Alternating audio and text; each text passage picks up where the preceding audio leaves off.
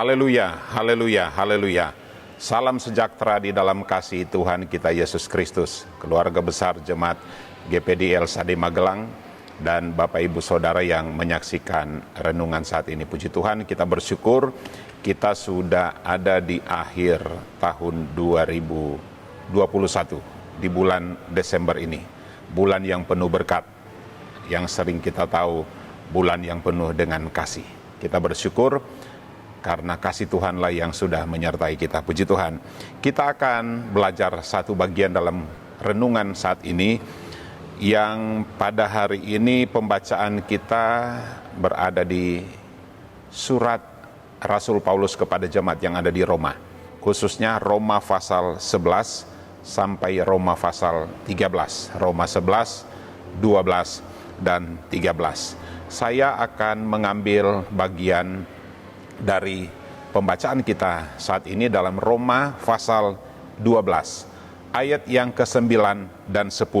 Dua ayat ini menjadi ayat emas kita secara keseluruhan, sebenarnya mulai ayat 9 sampai 21, tetapi kita akan batasi di Roma pasal 12 ayat 9 dan 10, berkata demikian. Roma pasal 12 ayat 9 dan 10 berkata demikian.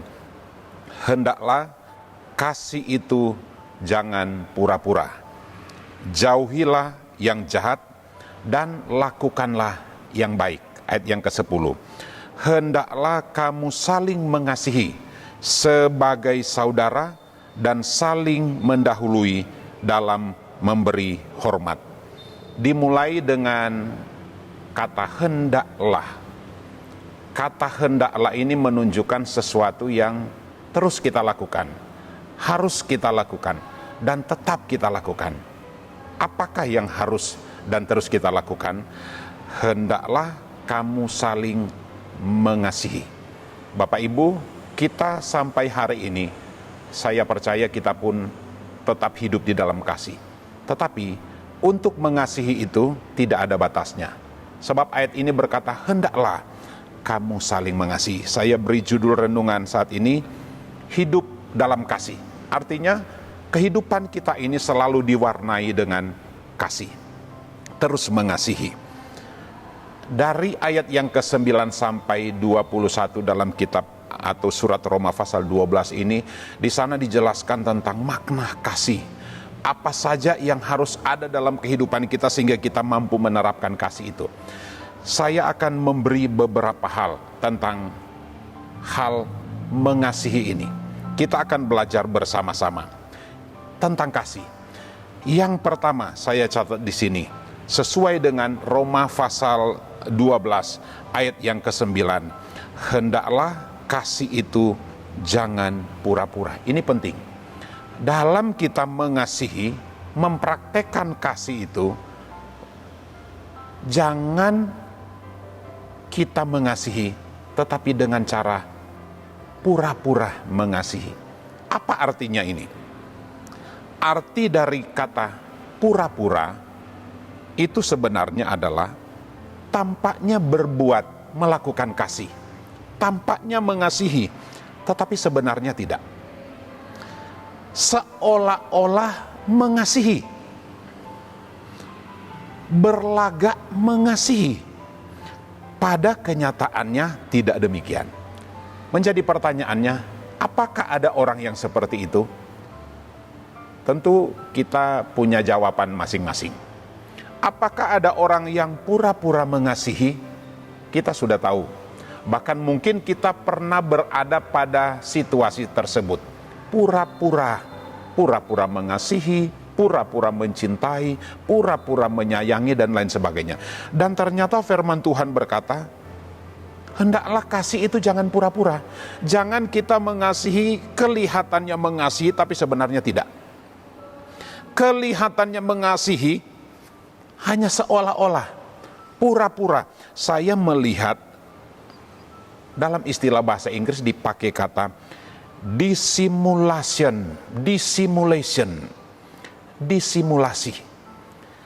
Itu dari kata simulasi. Nah, kita tahu simulasi, ada sering kita dengar simulasi tentang penanganan bencana alam, simulasi tentang penanganan kecelakaan, simulasi tentang penanganan kebakaran gedung, simulasi tentang, ya kata simulasi ini penanganan ya gempa bumi, gunung meletus, banjir dan lain sebagainya. Simulasi ini sama arti dengan pura-pura, seakan-akan, seolah-olah terjadi gempa bumi, terjadi bencana alam, terjadi kekacauan, terjadi kebakaran.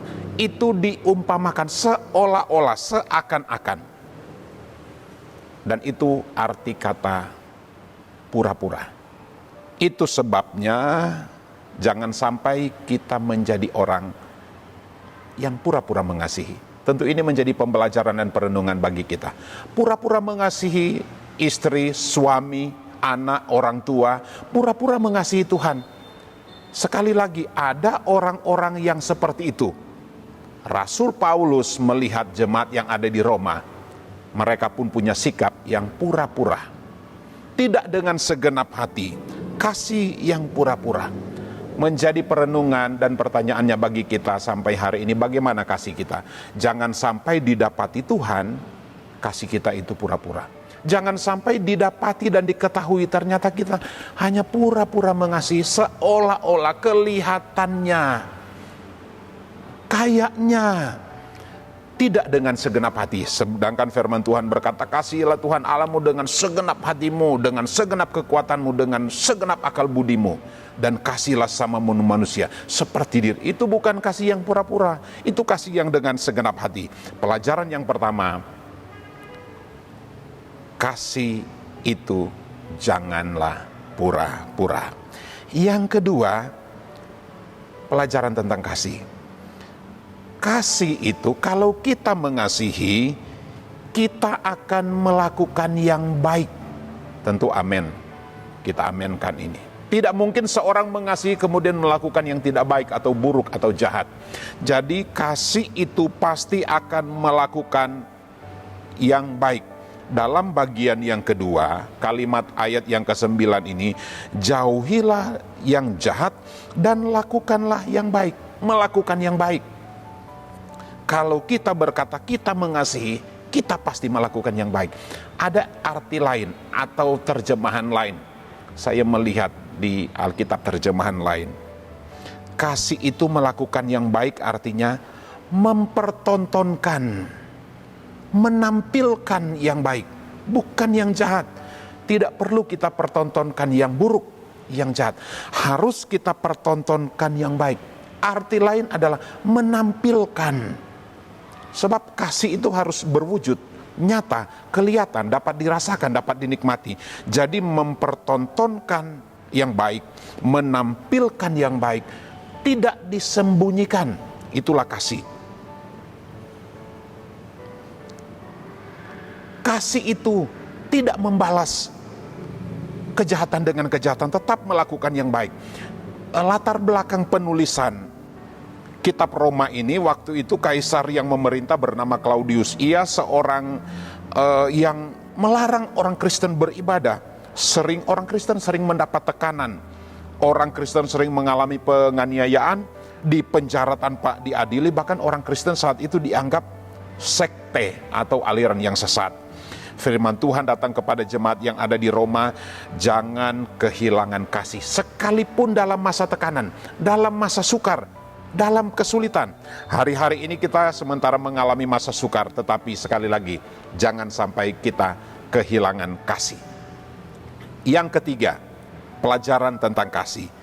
Kasih itu suka berdamai, suka berdamai, suka kedamaian, mau hidup damai, berdamai dengan sesama, berdamai dengan keluarga, berdamai dengan lingkungan, berdamai dengan siapa saja. Tidak mungkin orang mengasihi kemudian dia mau bermusuhan. Jadi kasih itu hidup dalam perdamaian. Ayat yang ke-18 Roma pasal yang ke-12 ini, sedapat-dapatnya kalau hal itu bergantung padamu, hiduplah dalam perdamaian dengan semua orang.